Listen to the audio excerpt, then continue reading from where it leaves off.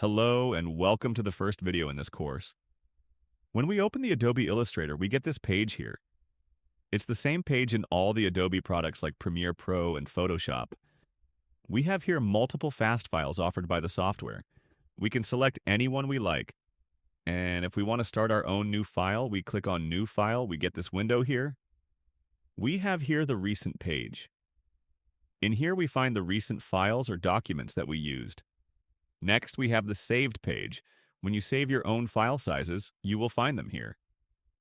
Next, we have the Mobile page. If you want to create a mobile app or design, you find here different sizes that you can select. Next, we have the Web page. If you want to design a web page or a computer background, same thing, you have here multiple document presets to choose as well. Next, we have the Print page. This page is for printed designs like flyers and books. We have here the famous A4 size. Here we use it for flyers. Next, we have the Film and Video page, if we want to design a cover photo for YouTube videos or anything else. Next, we have the Art and Illustration page. Same thing. Now we go back to the Recent page. We have here the A4 document. We select it and we can edit its settings from here. We start by naming the documents. We name it First Project. For example, we have here the size unit. We have pixels, points, inches, feet, meters, etc. I will select millimeters. You can see the width measurements change to millimeters here. To change the width size, we select it and we type the size we want. I will keep it at 210 millimeters. Same thing with the height.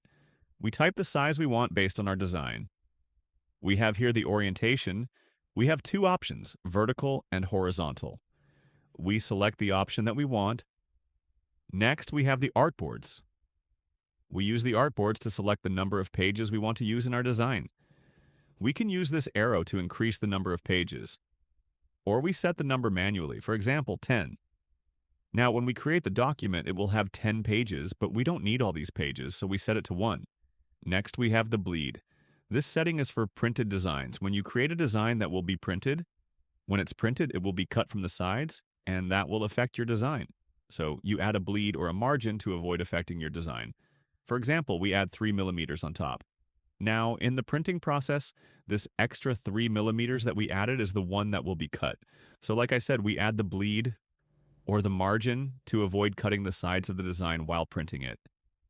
Take a look here.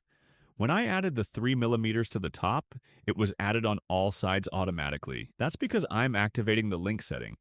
If I deactivate it and set the top to 5 millimeters, for example, the rest of the sides are not changed because the link setting is deactivated. I will activate it again and set the bleed to 3 millimeters. This is the standard size. Next, we have the color mode. We have RGB color and CMYK color. We use the RGB color for designs that are shown on the computer, like social media designs, ebooks, and more. And we use the CMYK color for printed designs, remember this. Next, we have here the raster effects. This is the design's resolution. If the design will be printed, it's better to set it to 300.